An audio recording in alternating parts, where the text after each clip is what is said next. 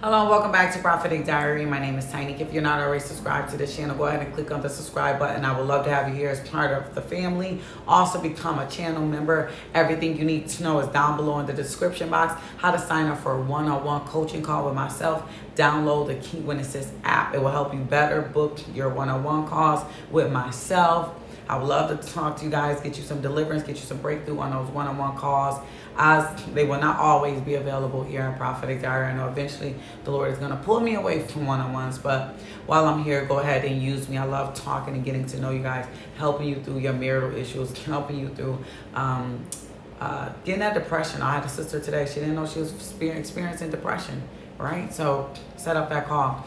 We have our PD Society circles every Sunday at 10. We are talking about sorcery this week again, right? There's darkness, there's wickedness, there's witches, there's warlocks, there's wizards, there's things out there, right, that the everyday modern day church don't talk about. But we're going to talk about it here at Prophetic Diary, because I don't want you to be stagnant like your great grandmother and your great great great grandmother. I want you to get the breakthroughs and live the best life now and receive all God has for you, right? You want a good life.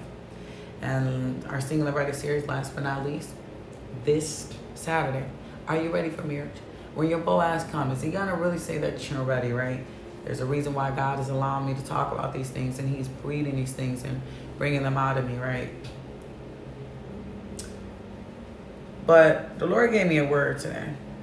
And it was in the middle of the night, 4 a.m. He woke me up. He flat out told me, like, we got some things to talk about. He talked about a lot of things. He shared a lot of things with me.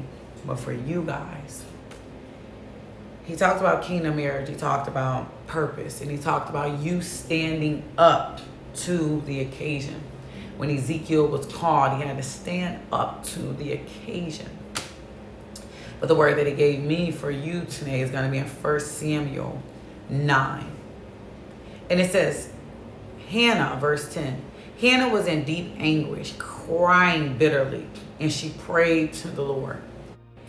What the Lord is saying through these words, through Hannah's anguish, through Hannah's pain, is that when you stand up to the occasion, right, you got your kingdom spouse, you know who they are, you know what they're dealing with, right? Maybe you don't, maybe it's reconciliation you're believing. But when you arise to the occasion and you trust God, like Hannah did, she came crying, she came sobbing, she came hurting, but she knew that she had to pray, and she cried out to God.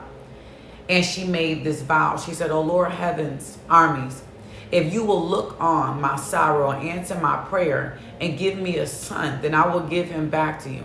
He will be yours for his entire lifetime. And as soon as that sign that he has been dedicated to the Lord, his hair will never be cut."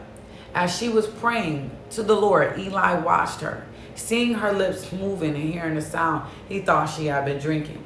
"Must you come drunk?" he demanded. "Throw away the wine." "Oh, sir," she replied, "I haven't been drinking wine or anything strong, but I am very discouraged, and I have been pouring out my heart to the Lord. Don't think I am a wicked woman, for I have been praying out of great anguish and sorrow." In this case, Eli said, "Go in peace." There was a quick response from Eli. He didn't ask many questions. And God is saying, when you bring it to me and you stand up to the occasion, and she said, "Listen, Father, if you do this for me, I'll give him back to you. Father, if you do this to me, I'll never cut his hair." You got to stand up to the occasion and just take your spouse and your marriage for what it is and where it's at currently. You got to take it on, saying, "You know what?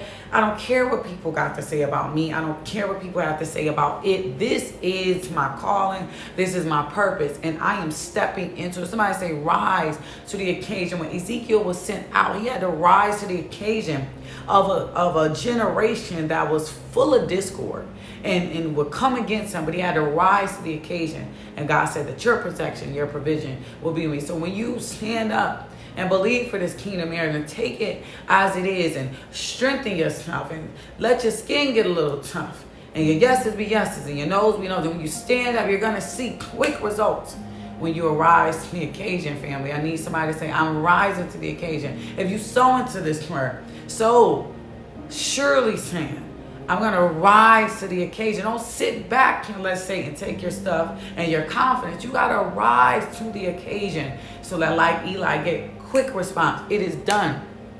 Rise up to the occasion. So what that man isn't giving you the responses that you need. So what you don't have all you need to start that business. So rise to the occasion and say, Father God, if it be so, let's do this. I believe that you can bring my spouse home. I believe you're going to turn it around. One love.